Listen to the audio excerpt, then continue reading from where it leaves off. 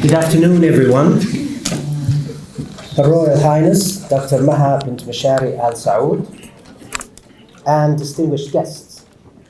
It is my great pleasure to welcome our honored guest, the former Minister of Foreign Affairs of Singapore, His Excellency Mr. George Yong-Boon, to this event.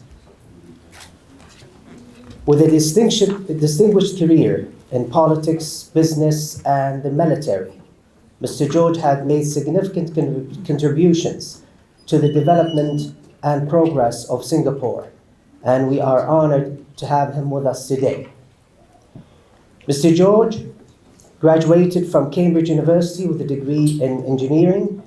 He then obtained an MBA from Harvard Business School. Please join me in giving a warm round of applause to the former Minister of Singapore.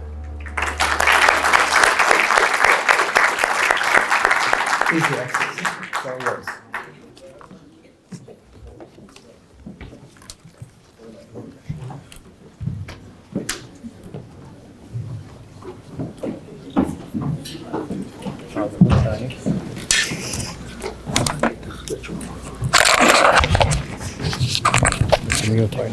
Sure. So, just if you want to stay here or you turn around, it's okay. No, I think he's fine. It's fine. We can stand up. This is the one as well. Sure. Step to your mic. Here. This one is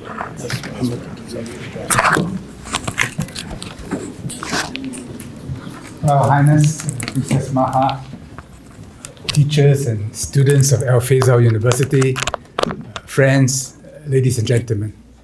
It is a great honor for me to be here at Alfaisal University. I was shown around the campus just before this and thought it how wonderful that the university is dedicated to the values which King Faisal stood for: faith, knowledge, and performance. Knowledge is what drives humanity forward. Knowledge which is translated into practice. But without a transcending view of the future and of humanity, which requires faith,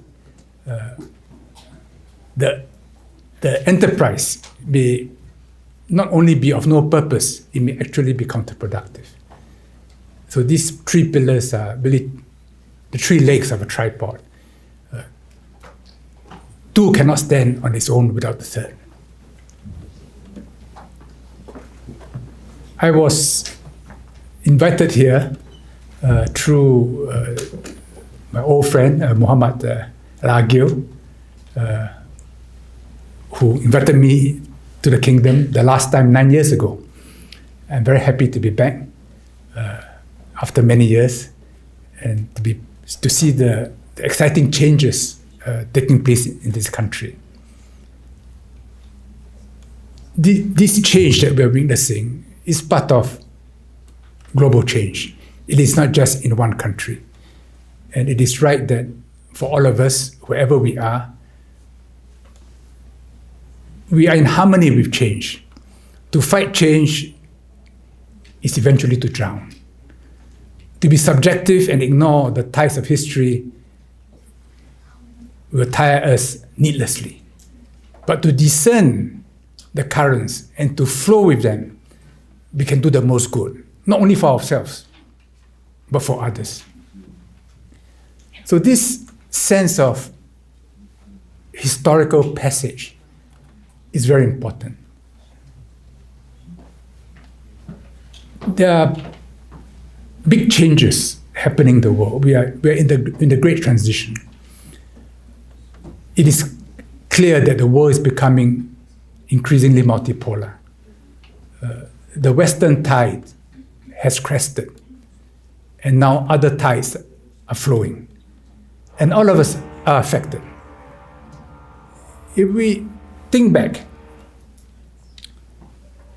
I was an advisor to Pope Francis in the Vatican for 7 years, from 2013 to 2020. I was in various committees to recommend changes to the administration of the Vatican. So in the first year, I went there every month, either from Singapore or Hong Kong. Thereafter, 4 to 5 times a year. There is a private chapel of the Pope called the Capella Paulina, the Pauline Chapel. Before you enter the chapel, there are huge paintings. One by Michelangelo, but another by an artist I can't remember, but it's of the Battle of Lepanto. Lepanto was a great battle between Christendom and the Ottomans in 1571 off the coast of Greece, near the Gulf of Patras. It was a great victory for Christendom. The Pope organized the coalition of forces. Venice provided ships, Philip II of Spain provided finances. Many countries were involved. And that marked the beginning of the turning of the tide against the Ottomans. On land, they continued to make progress. But in the 19th century, it was the great powers, Great Britain in particular, which actually kept the Ottomans going because they were afraid of Russia.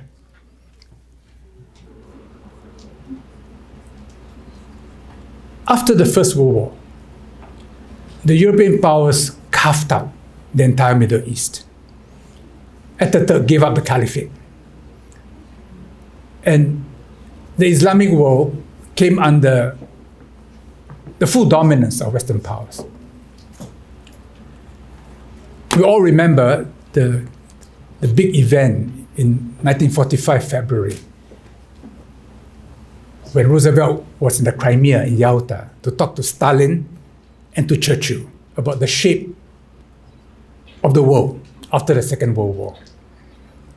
On his way back, he stopped by in the Suez Canal, had several days of meeting with King Abdulaziz, out of which emerged a key agreement, which was in return for the protection of the kingdom by the Americans, oil would be denominated in US dollars.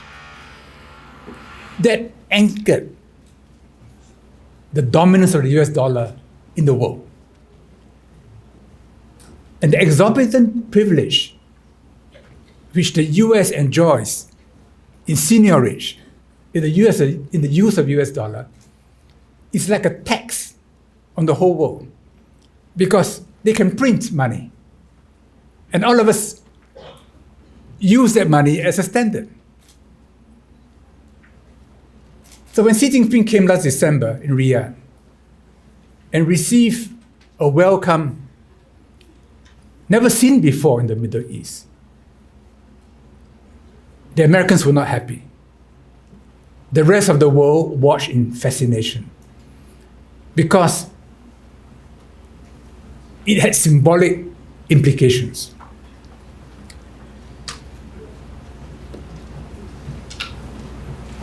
After COVID now, the global economy is not looking good. Interest rates are going up. Many companies are turning turtle. It's better to lend money than to invest, because it's not easy to get those high returns. So asset prices will fall. The two bright spots are China and India. McKinsey, in its annual report, forecast that by 2050, the world's biggest economy will be China, by quite a big margin. The second will either be India or the US, and the fourth will be Indonesia. Inexorably, year by year, we're entering a multipolar world where the Western ascendancy will gradually recede. The West will remain a very powerful factor in the world, with two poles, the US and Europe. And we need them for stability. We need them for investments, for knowledge, for many things. But into the equation now are new variables. And the war of Islam, in some ways, have got to incorporate these new factors. Today, the conversation about Islam in the international media is mostly about Islam versus the West. I remember when September 11 happened, George Bush Jr. called for a new crusade against global terrorism. The word crusade has lost its original meaning. I mean, the root word is, of course, from the cross, al-hurub al-salabiyah. But while in Arabic, the word still has its original meaning, in the English, it's lost its original meaning. So he was criticized, and he quickly dropped the use of the word. But because of the long conflict between Islam and Christendom, there is too much memory on both sides about how one sees the other. So when I talk about the painting of Lepanto, till today, it's celebrated as a great victory of Christianity over Islam. And in the region, still, memories of the crusade, of how the Western powers carved out the region, how the state of Israel came to be established, and everything which followed thereafter, including the wars fought after September 11. But Islam has a much longer history than that. Islam had historical links with China, with Southeast Asia, with India, with Africa. And as the world becomes multipolar, many of these old links will be recovered. In the first phase, the history of Islam is being recovered primarily through Western sources, because that's where the main centers of knowledge are. But progressively, you will find your own sources, and you will find sources in Southeast Asia, in Africa, in China, and in India. China is interesting. After the Abbasids took over from the Umayyads in 750, they quickly expanded eastwards. And they met in Central Asia the Chinese army, the Tang. There was a big battle, the Battle of Talas, in the year 751. The Tang army was defeated by the Abbasid army, which was Arab and Iranian. In Arab records, the knowledge to make paper came from Chinese prisoners of war. Now, China for centuries kept paper as a closely guarded secret. Paper enables you to record much more information, much more quickly, and to process the information much more than anybody else. This has enabled China over many centuries to develop a knowledge-intensive civilization, one which depended on record keeping, was able to record astronomical phenomena, flood levels, climate, epidemics, and China has records of epidemics going back over 2,000 years of every epidemic which hit China. So this gave the Chinese an enormous advantage. When the Islamic world discovered paper, paper mills were established in Samarkand, in Bukhara, and very quickly spread to Damascus, to Baghdad. 200 years later, there were paper mills in Egypt. 200 years later, in Umayyad Spain. Medieval Europe was still coming out of the Dark Ages. Historians know that during that period, Islam was much more knowledge intensive because of paper than Western civilization. Had many more books. And it was through this long detour that some of the original discoveries by the ancient Greeks, through Islam, re-entered Europe and helped spark off the Renaissance. Because from Umayyad Spain, Europe also learned how to make paper, and then printing. And then Europe again became knowledge intensive. Now I mention this because one can sense today, all over the Middle East, the stirrings of an Islamic Renaissance, a great desire for knowledge, as is expressed in the foundation of this university. A multi-perspective view of Islam's history, and a growing self-confidence. Museums, cultural centers, Islamic centers established all over, partly because the finances allow it. But more than that, in the mind, that yes, that Western domination, which told us about who we are and what we should be, is only one perspective. There are other perspectives. So as we move into the future, recovering how the war of Islam has interacted with China, with Southeast Asia, with South Asia, with Africa, this will be an important part of the Islamic Renaissance.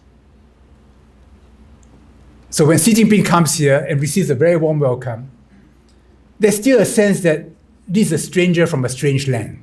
Yes, a lot of trade, a lot of buying and selling, but cultural understanding, relatively still shallow. And Southeast Asia, which is 50% Muslim, in the coming years, with Muslim in the majority, a different history. And in South Asia, and in Africa. By 2050, the demographers estimate that 40% of babies in the world will be African. And that 50% of babies in the world will be Muslim. 50%, 1 in 2 babies in the year 2050.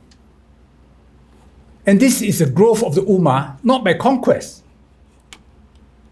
but by natural organic growth. In every continent, that demographic change will present new challenges to which the West, China, India, Africa, Southeast Asia will have to respond. And it is not a one-sided response. It is an interaction, a new relationship. And knowledge is needed to shape this relationship that is harmonious, that it benefits all of humanity. You take the example of Africa. European scholars show a great interest in Africa, mostly in self-defense, because they are facing such a wave of migration from Africa, mostly Muslim, and they don't like it, but they can't stop it. So every time there's a color revolution, which they support, new waves of migration. So Europe has a vested interest in developing Africa, so there's no need for Africans to migrate to Europe. Many of these migrants are Muslim. Many of them look to the Middle East as a source of knowledge, of assistance, of scholarship, of educational opportunities. China today is the biggest investor in infrastructure in Africa. The Americans and Europeans feel a bit insecure about it because they feel that the Chinese are interloping into what historically they saw as their backyard. Of course, Africa is nobody's backyard, and Africa should always act in its own self-interest. This is something to think about. South Asia is another continent to think about. In the north, because of historical conflict between Hindus and Muslims, so you have Pakistan, Bangladesh, you have the problem of Kashmir, now you have a Hindu-Var reaction. But in South India, Muslim Islam did not come in through conquest. It came in through trade, through missionary activities. So the relations between Hindus and Muslims in South India have a different quality from that in the north. And so too in Southeast Asia, where Islam came as traders, where Islam came to improve hygiene, created discipline and the structure of kingship. The story of how Southeast Asia got Islamized is a fascinating tale. I mean, there were Arabs, of course, many from Oman, from the Hadramaut. In fact, all the Sayyids in the Southeast Asia all derived from one common ancestor who migrated from Basra to Tarim 1,000 years ago. All the Sayyids of Southeast Asia. And most of the Arabs in Southeast Asia have their ancestry from the Yemen. But it's given to Southeast Asia a layer of Arab culture which did not enter by conquest, but which entered by intermarriage, by adding to the local economy, by adding to knowledge. And Islam did not only come from the Middle East to Southeast Asia. Islam also came to Southeast Asia from China. So in Java, the people believed that there were 9 missionaries, holy men who brought Islam to Java, the Wali Songo, the 9 Walis. At least one was a Chinese, Demak. Maybe 2 or 3 were Arabs. Some were Chams from Southeast Asia. Many were of mixed blood. Now the Chinese are Hanafi, but Muslims in Southeast Asia are mostly Shafi'i. That itself is an interesting story. How, from different traditions, a Shafi'i tradition developed in Southeast Asia, where people of different races and religion live side by side in relative harmony. And for China, Islam's history of contact with China is very different from Islam's history of contact with the West. And it precedes Islam's contact with the West. And it was from China that Islam learned the use of paper, which transformed Islamic civilization and Islamic calligraphy. The Uyghur problem is a problem of an ethnic minority. It is not a problem of religion. Because there are other Muslims in China, some of whom use Mandarin as a mother tongue. They have long coexisted. And in China, as many of you who have been to China know, in every Chinese city, you get good halal food. If you go to a non-halal restaurant, you'll be in trouble. You will find pork somewhere inserted. But if you go to a halal restaurant, they call Qingzheng, it's genuinely halal because there is an Islamic tradition. So as we move towards creating a value system and a multi-perspective view of humanity as part of this growing Islamic renaissance, it's important to study Islam's other historical contexts.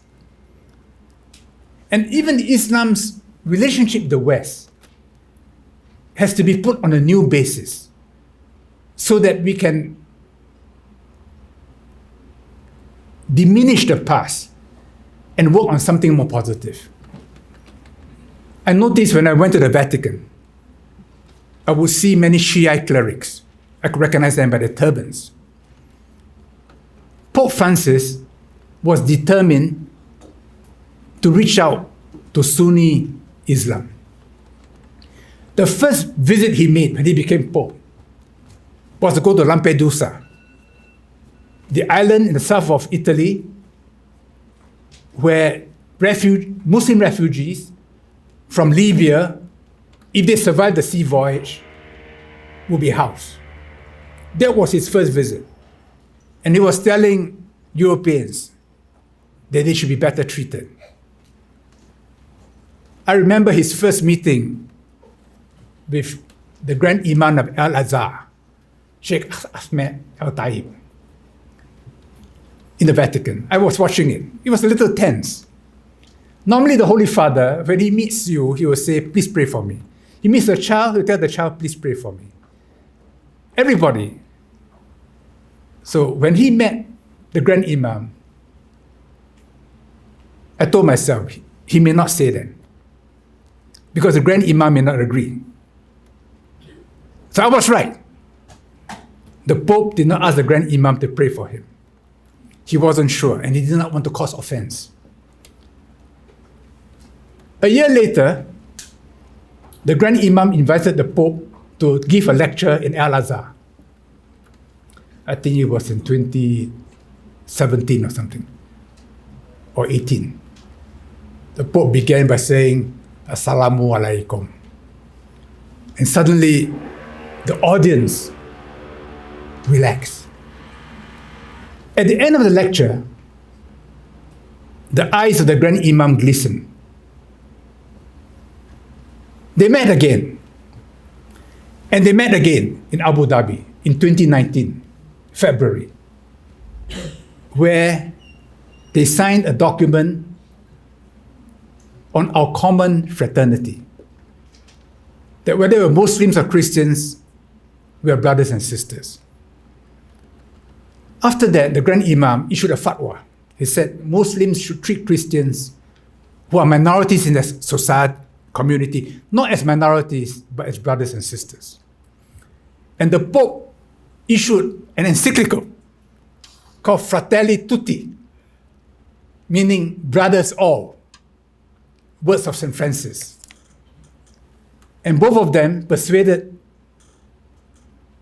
the UN Secretary General to declare February the 4th as the International Day for Human Fraternity. So in 2 days' time, we will celebrate our common fraternity. What does it mean, common fraternity? It means whether you're Hindu, Buddhist, Muslim, Jewish, we are brothers and sisters because we have a common Father. The idea that you pray to your God to defeat me, and I pray to my God to defeat you, to me, shows a monotheism which is not complete because it denies our common fraternity. So when I was in Abu Dhabi last year, they gave me a preview of the Abrahamic Center. I think it's just been opened, or if not, it will be open shortly. Where in one complex, in a triangular complex, there's a mosque facing Mecca, a church facing east, and a synagogue facing Jerusalem. In one complex. To me, it was breathtaking. But to me, it also represents a stirring in the entire world of Islam. That it's no longer just reacting against years of Western dominance, but it's beginning to look back into itself, into its own history, and reopening up.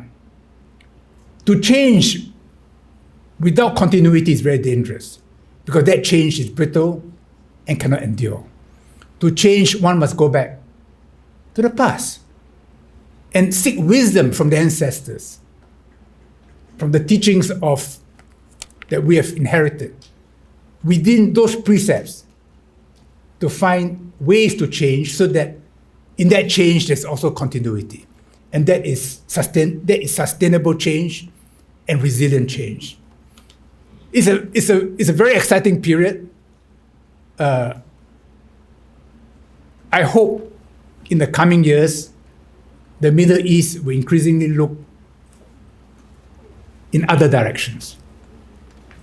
We established a Middle East Institute in Singapore some years ago. I was Foreign Minister. I said, don't call it Middle East, call it West Asia. Because Middle East is the Western perspective of the region, whereas from Singapore's perspective, it's West Asia. And for the Middle East, you are the center of the world. You're not anybody's east or west. Along the way, you need to find new concepts, new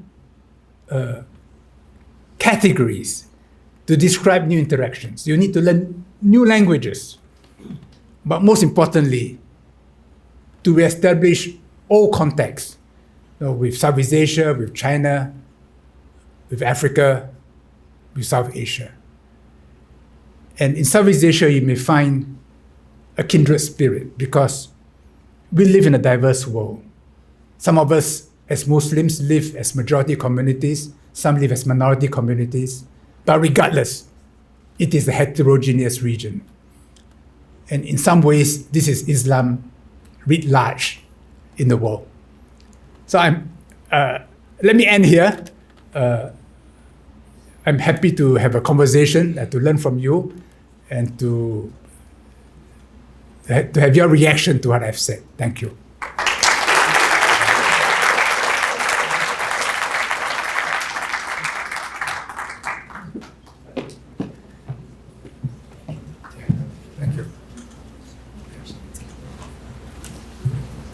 Thank you, Mr. George, for this rather rich lecture, and we'd rather leave it to have any questions. Muhammad? I'll take from the podium. Yes, please. Thank you, Your Excellency, for an insightful lecture.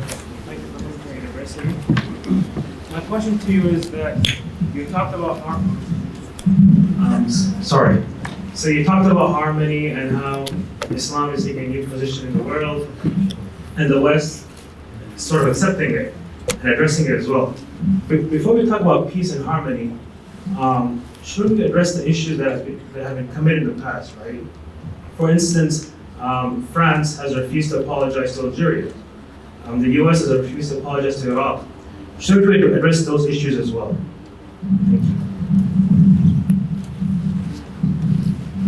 If the basis of a relationship is that we must first accept that the other was right and I was wrong, makes it very difficult to progress a relationship. I think all of us know it. In the course of our daily lives, there's friction among us. And both sides think they are right. And if one side insists that you must apologize first before I will talk to you, then there's no healing. When there's healing, both sides happily accept that they have responsibility for the original damage. So that's why in South Africa, after apartheid, instead of requiring one side to apologize to the other, they created a truth and reconciliation process. And Nelson Mandela, he was a saint. He was a very great man because despite spending years in prison, he had no acrimony. He did not ask for apologies. He only sought reconciliation. And I remember a very dramatic initiative he took. One of the architects of apartheid was Prime Minister Yong-Boon. He was assassinated. But he was the one who really created the system of apartheid. When Nelson Mandela became president, he asked to meet the widow. The widow didn't want to see him. Still he went. In the end, he met the widow, embraced the widow, she wept. At that point, the reconciliation began. So, between France and Algeria, it is a long, difficult history. It's not just France and Algeria. It's Europe and the whole Maghreb, you know. And I've been in the foreign ministry long enough. If we start laying preconditions for building relationships, we will never begin. But if we begin with a kinder heart, it's amazing what things we can accomplish. So when I was foreign minister, I found that the best way to develop a relationship is first to look at common areas and win-win possibilities. And once you begin that process, the more difficult things can be more easily addressed. Thank you.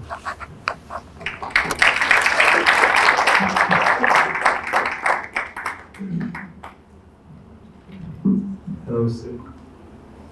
My question is, you talked about the renaissance of Islam in the present day.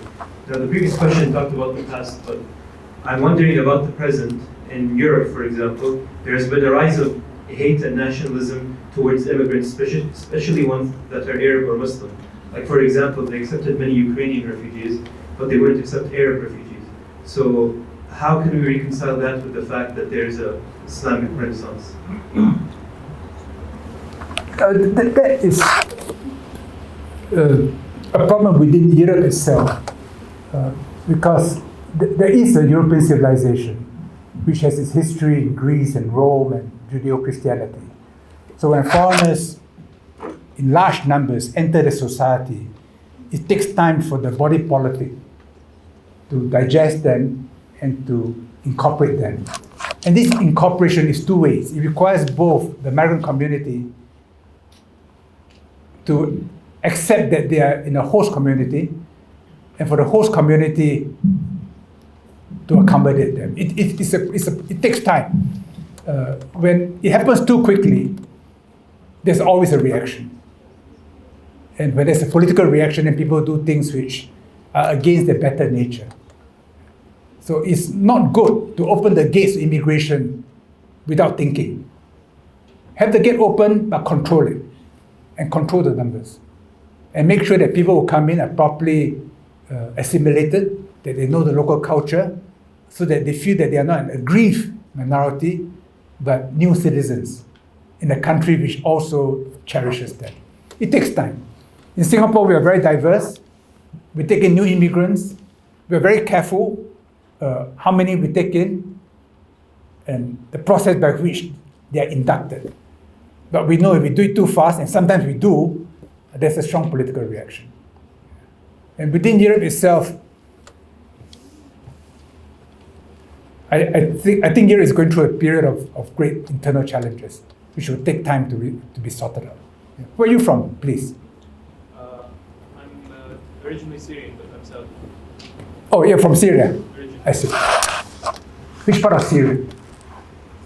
It's called I don't know what it's called in English.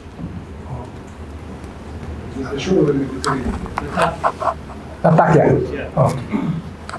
I've been to Aleppo as a guest of the Grand Mufti of Syria, Sheikh Ahmed Badreddin al-Hassoun, in 2010, before the Great Unraveling. Great pity, it was a beautiful place there.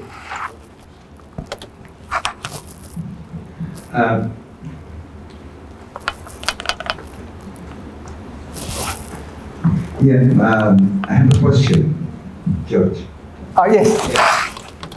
We're talking of basically now the conflicts of the Abrahamic religions, the three religions.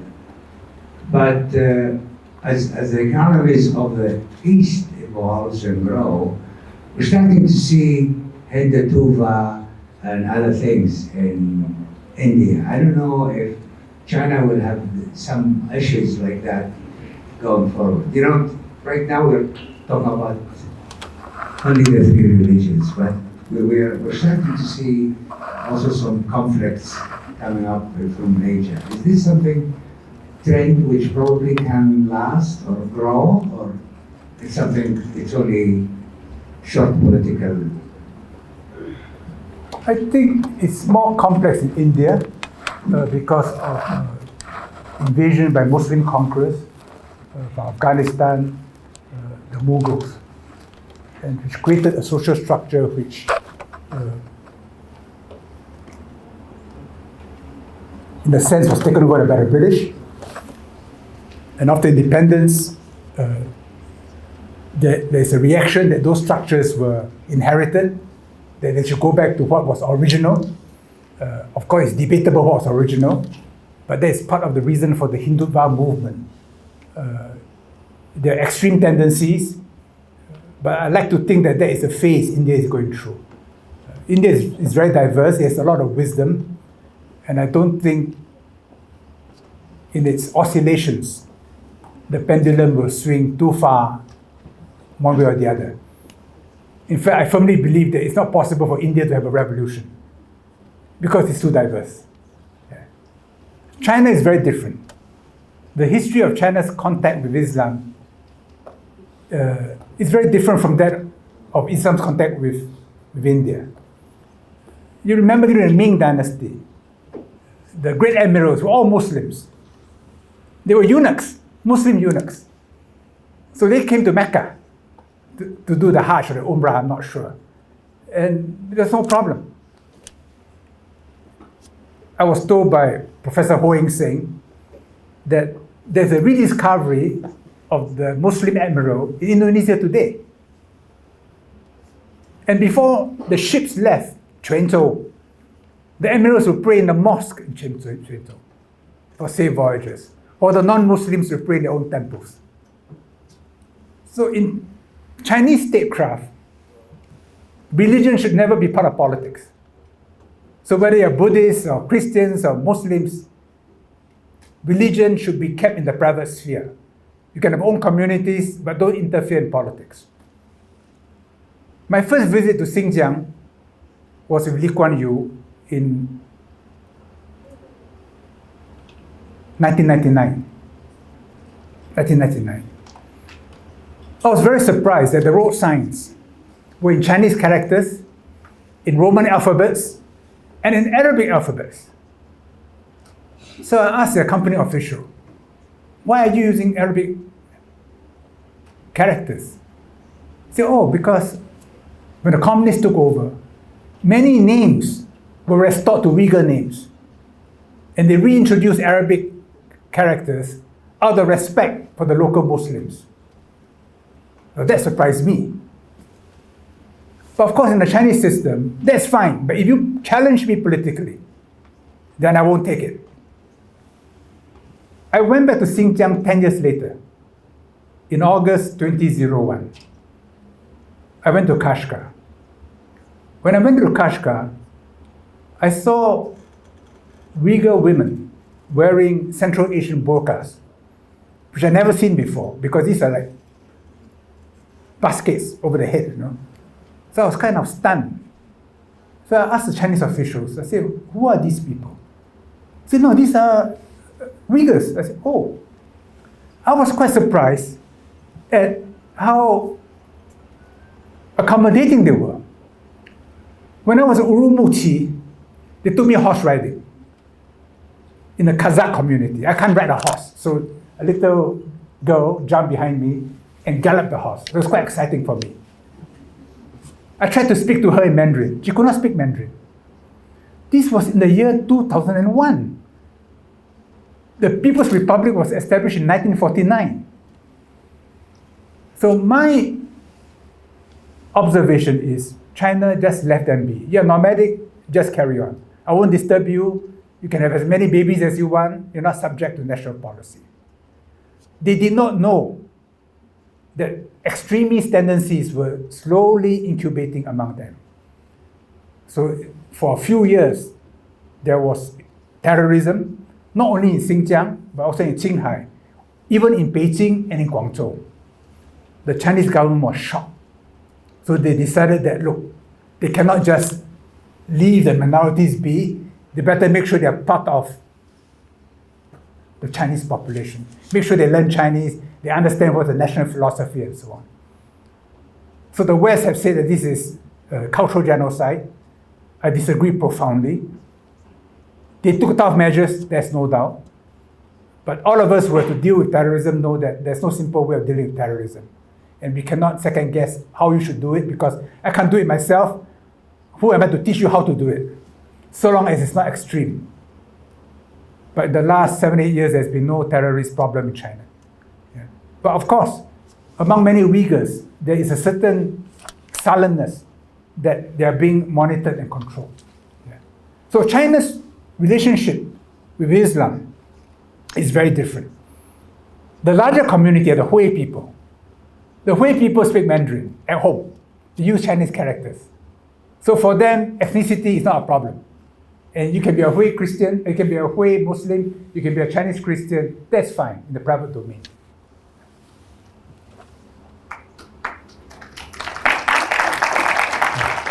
Yes, please. His Excellency. His Excellency, this is Professor Wesley Xu from College of Business. Just one question. So, how do you think that Saudi Arabia, or in general the Islamic world, can get benefit from China's One Belt, One Road policy? One Belt, One Road is is in the history of China's relationship with the rest of Eurasia. Every time China is organized, it has the world's biggest economy. Its domestic market is gigantic. And everyone wants to access that market. So therefore, they need to travel along certain routes. So there are many routes along Eurasia. They call it the old Silk Road. There's the sea route, even Batista took the sea route, Marco Polo, Zhenghe. So these are not new routes, these are old routes. But now you need bridges, you need highways, you need airports, you need train stations. And the Belt and Road Initiative is really a way by which these infrastructure projects are financed, and a way by which master plans of different countries can be coordinated so that the roads meet, the bridges meet, and the cities are built along where the economic lifelines are developing. It should always be win-win. It will never be smooth because along the way things will happen. There will be wars, there will be conflict, there could be natural disasters. But this is like water flowing. Whatever happens, the water will still flow. And the water will flow because of the Chinese market. And the Chinese market is enormous. Every time China is organized, it has the most productive economy in the world.